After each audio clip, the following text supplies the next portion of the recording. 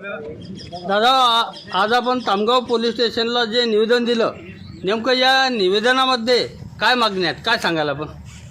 संपूर्ण महाराष्ट्रामध्ये रघुपती राघव राजाराम सत्याग्रह आंदोलन या ठिकाणी महाराष्ट्र प्रदेश काँग्रेस कमिटीनं आयोजित केलेलं आहे आणि त्या अनुषंगानं आज बुलढाणा जिल्ह्यामध्ये रघुपती राघव राजाराम या नावाखाली ते आंदोलन आम्ही या ठिकाणी केलेलं आहे.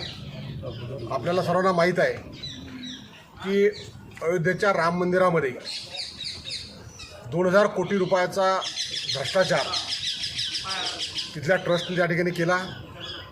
परंतु त्या ट्रस्टमध्ये जे मुख्य आहेत चंपतराय आणि त्याची टीम, त्या टीमवर कोणत्याही प्रकारची कारवाई आतापर्यंत झालेली नाही आहे.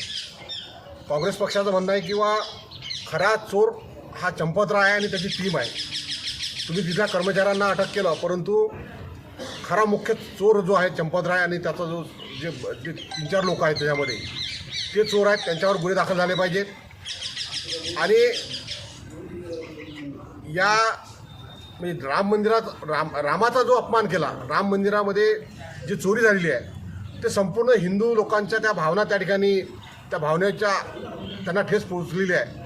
आणि म्हणून आम्ही या सरकारचा या ठिकाणी निषेध करतो, भाजप सरकारचा.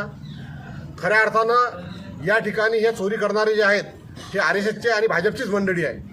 आपण पाहिलं असेल की हा चंपतराय हा RSSचा कार्यकर्ता आहे आणि योगी सरकारने नरेंद्र मोदी PMOच्या माध्यमातून त्याला त्या ठिकाणी बसवलं आणि कोट्यावधी रुपये म्हणजे 2000 कोटीचं फक्त हे आहे तात्पुरता पहिल्या टप्प्यात आले, पण हजारो कोटी रुपये त्या ठिकाणी या सरकारच्या माध्यमातून भारतीय जनता पक्षाच्या माध्यमातून या लोकांनी चोऱ्या केलेल्या आहेत. आणि म्हणून आमचं म्हणणं आहे की सर्वात पहिल्यांदा तर या योगी सरकारचे जे मंत्री आहेत त्याच्यामध्ये योगी सरकार स्वतः त्याच्यामध्ये दोषी आहे आणि PMOने जे ट्रस्टी केलेले आहेत, हे चंपतराय हा PMOचा ट्रस्टी आहे, त्याच्यामुळे नरेंद्र मोदीसुद्धा याच्यामध्ये दोषी आहे. आणि हे चोराची टीम आहे. हे सर्व इथून तिथून जे आहे सत्तेमध्ये बसलेले हे चोराची टीम आहे. अयोध्येच्या नावावर, रामाच्या नावावर ज्या पद्धतीनं ही चोरी झालेली आहे मंदिरामध्ये, सर्व हिंदूच्या भावना याच्यामध्ये दुखल्या आणलेल्या आहे. आम्ही याचा निषेध करतो, या सरकारचा निषेध करतो, भाजपच्या सरकारचा. आणि ताबडतोब या ठिकाणी या लोकांनी राजीनामा दिला, त्यांनी तेवढ्यापुरतं नाही आहे, परंतु या लोकांवर जे खरे चोर आहेत त्या चोरांवर कारवाई झाली पाहिजे, ही आमची भूमिका आहे. आज जे आपण तामगाव पोलीस स्टेशनला निवेदन दिलं, या निवेदनाचा जर काही नाही विचार झाला तर नेमकं काँग्रेस पक्षाच्या वतीने पुढचा पवित्र आपला कसा असेल, काय सांगाल आपण? आज या निवेदनाच्या माध्यमातून काँग्रेस पक्षानं सांगितलेलं आहे की तुम्ही या लोकांवर कारवाई करा. ते 7-8 लोक पकडले जे मामूली काम करणारे आहेत, परंतु मुख्य सूत्रधार चंपतराय असेल, तो गोपाल असेल, अनिल मिश्रा असेल किंवा त्याचा कोषाध्यक्ष जो गोविंदगिरी आहे तो महाराष्ट्रात राहतो, पण तिथे सर्व सूत्र त्या गोविंदगिरीच्या हातात आहेत. आणि यांचा प्रमुख सूत्रधार हा देशाचा पंतप्रधान नरेंद्र मोदी हे असून यांच्यावर कारवाई झाली पाहिजे. यांच्यावर जर कारवाई नाही झाली तर काँग्रेस पक्ष पूर्ण देशभर याच्यापेक्षा तीव्र आंदोलन उभं राहील. आणि या ज्या रामाच्या नावावर यांनी 1992 पासून जे राम घोष करत देशाची सत्ता मिळवली, परंतु त्याच रामाचं फक्त यांचं नाटक होतं.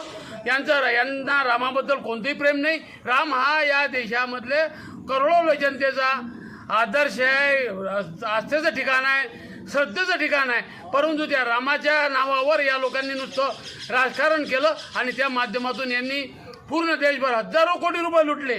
आज आता तुम्ही कालच एक नवीन माहिती मिळाली, चंपतरायनं भाजपला 20 कोटी 15 लाख रुपयाची देणगी दिली.